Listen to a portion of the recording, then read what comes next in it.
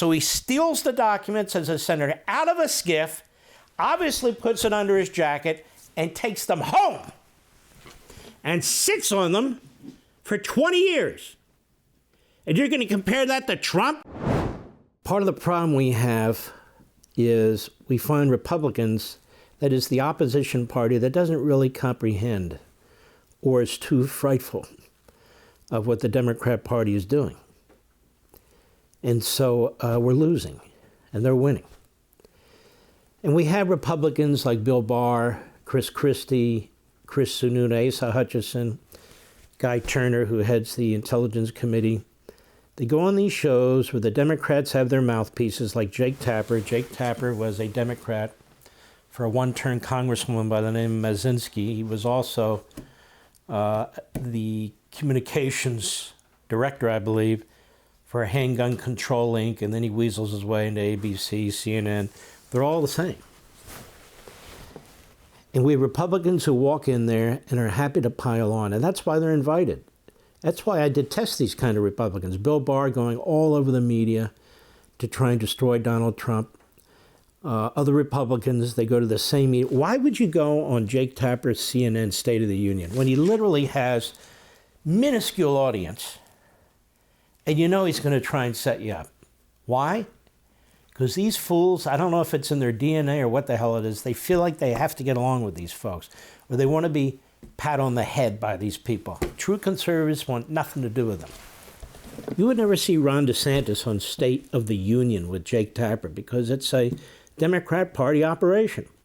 Anyway, check this out. Go ahead. Let's turn to the Trump indictment because as the chairman of the House Select Committee on Intelligence, these national security documents are very important, and you know a great deal about the subject. You've seen actually some of these documents that were at Mar-a-Lago that are now not there anymore. They allegedly included U.S. nuclear secrets and vulnerabilities. Take a listen to former U.S. Attorney General Bill Barr. Hold on a second. They contained allegedly U.S. nuclear secrets. What does that even mean? Nuclear secrets about what? That we have nukes? Tapper has no idea what's in those documents except what's been leaked by the prosecution to the Washington Post and the New York Times, which is a crime. Trump hasn't leaked anything about those documents. Nothing. But what does that have to do with the prosecution of Trump? Well, he shouldn't have those documents. There is a process that takes place to dispute or to fight over the issue of documents, classified or otherwise. That's in the Presidential Records Act. That process hadn't played out. This rogue prosecutor went right for a federal grand jury to criminalize this matter, and all the issues, pretty much, 31 out of the 37 involve obstruction, not classified information. Go ahead. I was shocked by the degree of sensitivity of these documents and how many there were, frankly. He had no right to maintain them and retain them, and he kept them in a way at Mar-a-Lago that anyone who really cares about national security, their stomach would churn at it. You care about national security. When you saw the insecure way those documents were stored at Mar-a-Lago, did it make your stomach churn? Well, it's certainly of grave concern. So the chair and ranking of both the House Intel and Senate Intel have seen some of the documents, both from the Biden cache and the Trump documents itself. And I can tell you that from having looked at both of those documents, I have grave concern about both of those type of documents being out in an unsecured place. Both of them include... Well, if you have such grave concern about it, Mr. Chairman, and you've been in Washington a long time, and you're the head of the Intelligence Committee today, then why don't you have grave concern about the way these things are boxed up? Do you know how they're boxed up, America? Almost as a second thought. That is, staff and sometimes GSA, they start grabbing the documents and they put them in boxes, they mark the documents, they tape them up like when you're moving, because they want to clear the way for the next guy to come in. And they need to clear the way quickly. And that's why, and Jake Tapper, of course, and Bill Barr don't focus on this, you had newspaper articles, personal letters, personal things mixed up with classified information. Trump didn't do that. He had nothing to do with it. So when they say, oh, he had these classified documents and he took them with him and they don't belong to him, and then the question is, well, why didn't he return them quickly? Why didn't he give them to us Well, there's a process under the Presidential Records Act. Bill Clinton used it, and he wouldn't give them back.